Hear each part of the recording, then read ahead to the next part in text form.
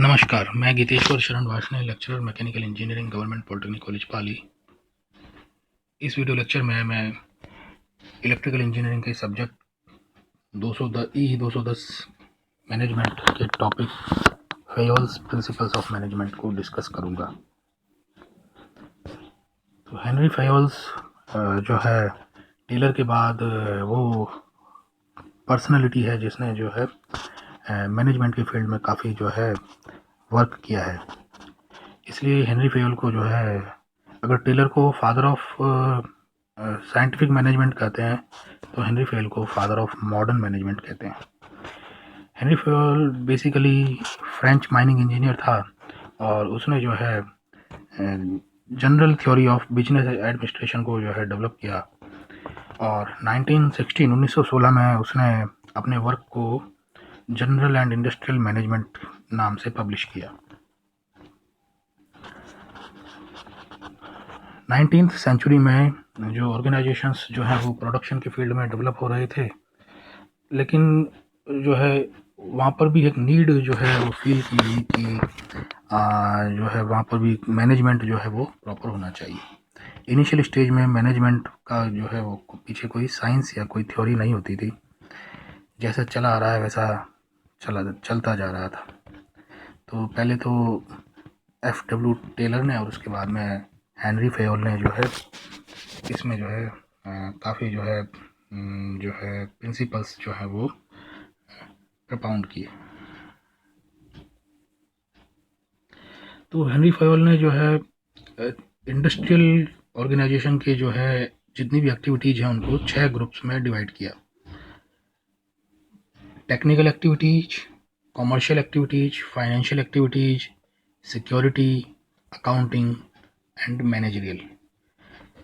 Managerial activities में planning, organising, commanding, coordinating and controlling, इन fields में जो है हेनरी फेयोल ने जो है ज़्यादा काम किया और 14 प्रिंसिपल्स जो है वो उसने जो है प्रतिपादित किए।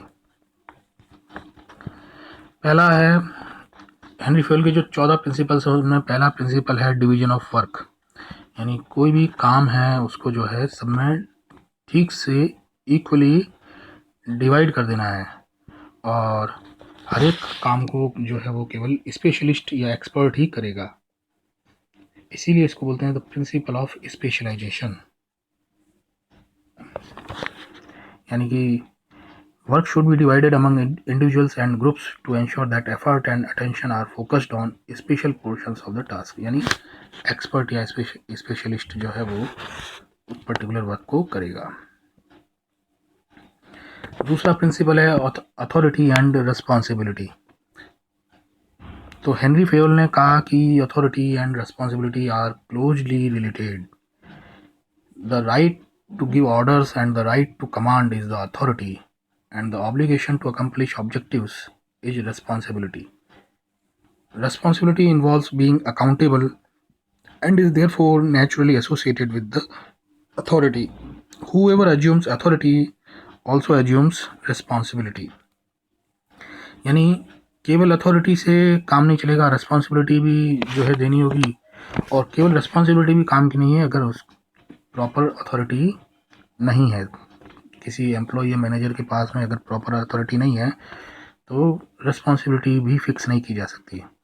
तो हेनरी फेयोल ने जो है कहा कि दोनों जो है क्लोजली रिलेटेड हैं, और अगर किसी के पास अथॉरिटी है तो उसके पास रिस्पॉन्सिबिलिटी है, और अगर किसी की रिस्पॉन्सिबिलिटी है तो उसके पास अथॉरिटी भी होनी चाहिए।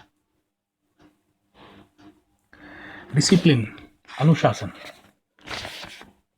हेनरी फेयोल ने कहा कि अनुशासन जो है वो एक बहुत महत्वपूर्ण जो है प्रिंसिपल है मैनेजमेंट का।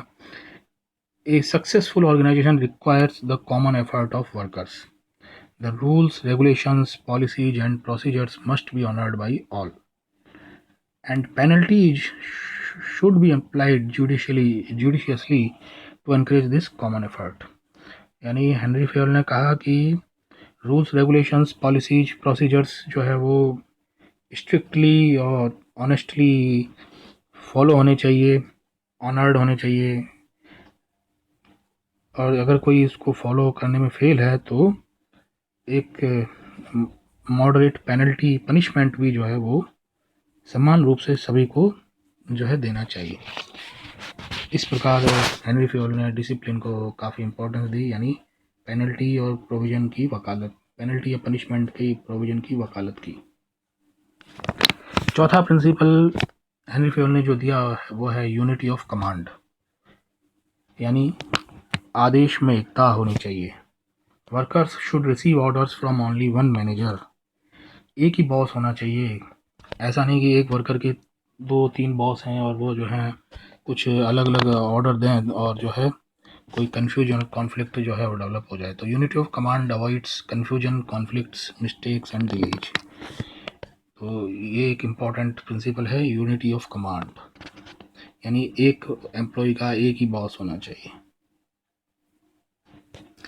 पांचवा प्रिंसिपल है unity of direction. The entire organization should be moving towards a common objective in a common direction. It is a broader concept than unity of command. Unity of command तो केवल individual personal employ से सीधे सीधे related है, लेकिन unity of direction जो है combinedly पूरे ऑर्गेनाइजेशन से रिलेटेड है। The entire organisation should be moving towards a common objective, यानी कि जितने भी इंस्ट्रक्शंस, जितने भी निर्देश जो दिए जा रहे हैं उन सबका एक ही उद्देश्य है, कॉमन ऑब्जेक्टिव, ऑर्गेनाइजेशन का जो कॉमन गोल है, जो वही जो है यूनिटी ऑफ डायरेक्शन है। सारे डायरेक्शंस, सारे इंस्ट्रक्शंस इस तरह से होने चाहिए कि ऑर्गेनाइजेशन के कॉमन ऑब्जेक्टिव को जो है वो अचीव करें। छठा प्रिंसिपल है subordination of individual interests to the general interests. किसी एम्प्लॉय का खुद का इंटरेस्ट कभी भी ऑर्गेनाइजेशन के इंटरेस्ट से ऊपर नहीं होना चाहिए। The interests of one person should not take priority over the interests of the organisation as a whole, and this is necessary for the unity. Unity तभी हो पाएगी जब किसी भी पर्सन का, किसी भी एम्प्लॉय का पर्सनल जो इंटरेस्ट है वो कभी भी ऑर्गेनाइजेशन के इंटरेस्ट से ऊपर नहीं होना चाहिए।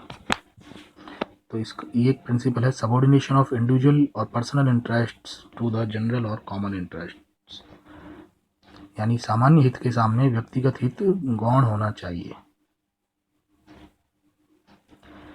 रिम्यूनरेशन टू एम्प्लॉयज, सातवां प्रिंसिपल, यानी एम्प्लॉय का जो रिम्यूनरेशन है वो भी हेनरी फेयोल ने शामिल किया है अपने प्रिंसिपल्स में, कि जो रिम्यूनरेशन है वो सूटेबल होना चाहिए, एडिक्वेट होना चाहिए और जो है इक्विटेबल होना चाहिए, और जो ऑर्गेनाइजेशंस में है उनके लिए एक ही लेवल पे होना चाहिए। Many variables such as cost of living, supply of qualified personnel, general business conditions, and success of the business should be considered in determining a worker's rate of pay. तो remuneration जो है वो अच्छा होना चाहिए। अच्छा होने से जो है वो सेटिस्फैक्शन इम्प्रूव होता है और जिससे एफिशिएंसी बढ़ती है। सेंट्रलाइजेशन एंड डिसेंट्रलाइजेशन, आठवां प्रिंसिपल है सेंट्रलाइजेशन। हेनरी फेयोल ने कहा कि सेंट्रलाइजेशन से सबऑर्डिनेट जो हैं, अधीनस्थ जो हैं कर्मचारी, उनका जो महत्व कम हो जाता है सेंट्रलाइजेशन से, यानी केंद्रीकरण से, और डिसेंट्रलाइजेशन से यानी विकेंद्रीकरण से अधीनस्थ जो कर्मचारी हैं उनका इम्पोर्टेंस बढ़ जाता है। लेकिन there must be a good balance between centralisation and decentralisation of authority and power. The degree to which centralization or decentralization should be adopted depends on the specific organization in which the manager is working. तो centralisation और decentralisation किस degree तक होना चाहिए, Fayol के अनुसार ये organisation पर डिपेंड करेगा। ऑर्गेनाइजेशन का जो कैपेसिटी है, ऑर्गेनाइजेशन का जो नेचर है, ये सब सेंट्रलाइजेशन या डिसेंट्रलाइजेशन कितना होना चाहिए उस पर डिपेंड करेगा, लेकिन there should be a good balance. अगला जो है फेयोल का प्रिंसिपल नाइन्थ प्रिंसिपल है स्केलर चेन और line of authority. Scalar chain या लाइन ऑफ अथॉरिटी का मतलब है कि हर एक ऑर्गेनाइजेशन का जो चार्ट होता है, there should be a proper chart for the better communication and effective coordination.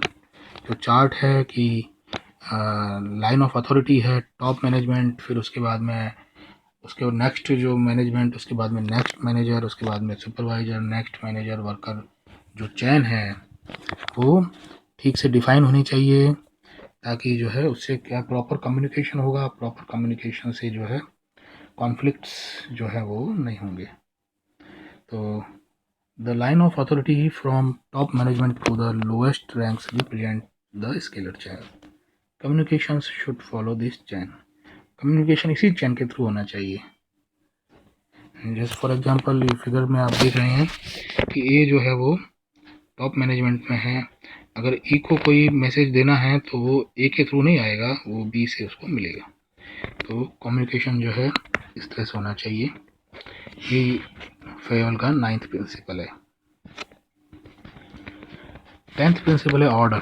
Order मतलब यहाँ पर आदेश से नहीं, ऑर्डर मतलब है यहाँ पर व्यवस्था से, यानी ए place for everything and everything in its place. For the sake of efficiency and coordination, all materials and people related to a specific kind of work should be treated as equally as possible. This principle is concerned with systematic arrangement of man, machine, material, etc. There should be a specific place for every employee in an organization. यानी कि एक जो है order जो है वो उचित होना चाहिए। किसी भी वस्तु अथवा व्यक्ति के लिए एक निश्चित स्थान निर्धारित होना चाहिए और वो वस्तु अथवा व्यक्ति उसी स्थान पर रहे। तो ये जो है ताकि जो है व्यक्ति की जो है अथॉरिटी और रिस्पॉन्सिबिलिटी फिक्स की जा सके। तो a place for everyone and everyone in his place. हर एक व्यक्ति के लिए एक जगह होनी चाहिए और हर एक व्यक्ति अपनी जगह पर होना चाहिए। व्यवस्था, ऑर्डर। 11th प्रिंसिपल है इक्विटी। इक्विटी का मतलब है बराबरी, समानता। All employee should be treated as equally as possible. सभी कर्मचारियों के साथ एक जैसा ट्रीटमेंट होना चाहिए, किसी के साथ भेदभाव नहीं होना चाहिए। This will make employees more loyal and devoted. इससे एम्प्लॉय यानी कर्मचारी जो है, वर्कर जो है, अधिक स्वामी भक्त और अधिक जो है समर्पित होता है कार्य करने के लिए। 12वां प्रिंसिपल है stability of workers. Retaining productive employee should always be high priority of management. अच्छे एम्प्लॉय जो है रिटेन करके रखना ये हर एक मैनेजमेंट की प्रायोरिटी होनी चाहिए। यानी बार बार उनके ऊपर जो है जॉब सिक्योरिटी उनकी होनी चाहिए, जॉब का खतरा नहीं रहना चाहिए। रिक्रूटमेंट एंड सिलेक्शन कॉस्ट्स, क्योंकि एक तो रिक्रूटमेंट और सिलेक्शन की कॉस्ट भी लगती है नई भर्ती होने में, साथ ही अगर नए वर्कर्स को हायर करते हैं तो प्रोडक्शन रिजेक्ट रेट्स भी बढ़ जाते हैं, क्योंकि एक्सपीरियंस की कमी होती है।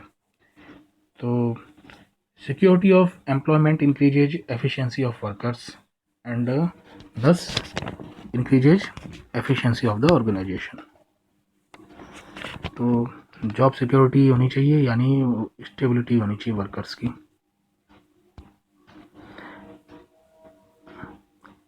13th प्रिंसिपल है इनिशिएटिव, यानी पहल। यानी कोई एम्प्लॉय जो है उसके दिमाग में कुछ आइडिया है, कुछ सजेशन है, then he should be allowed to take initiatives. Initiative is a freedom to think, plan and to execute. यानी कि आइडिया को सजेस्ट करने की फ्रीडम होनी चाहिए। और initiative brings self confidence in a worker. Self confidence आता है तो वर्कर की एफिशिएंसी इंप्रूव होती है। तो ये 13वां principle. 14th principle esprit de corps. ये फ्रेंच वर्ड है, क्योंकि वो फ्रेंच था हेनरी फेवल। इसका मीनिंग है team spirit. Management should encourage harmony and general good feelings among employees. Management को इस तरह के प्रयास करने चाहिए कि एम्प्लॉयज के अंदर जो है हार्मनी जो है बनी रहे, उनके रिलेशंस मैनेजमेंट के एम्प्लॉय से, एम्प्लॉयज के आपस में रिलेशंस जो है वो हारमोनियस बने रहें। Promoting team spirit will build harmony and unity within the organisation, यानी टीम भावना जो है वो प्रमोट करनी चाहिए। Esprit de corps contributes to the development of the culture and creates an atmosphere of mutual trust and understanding। तो Spirit de cops जो है उसी का दूसरा मीनिंग है यूनियन इज स्ट्रेंथ, संगठन में शक्ति है। तो हम क्या निष्कर्ष निकाल सकते हैं? The 14 principles of management can be used to manage organizations and are useful tools for forecasting, planning, process management, organization management, decision making, coordination and control.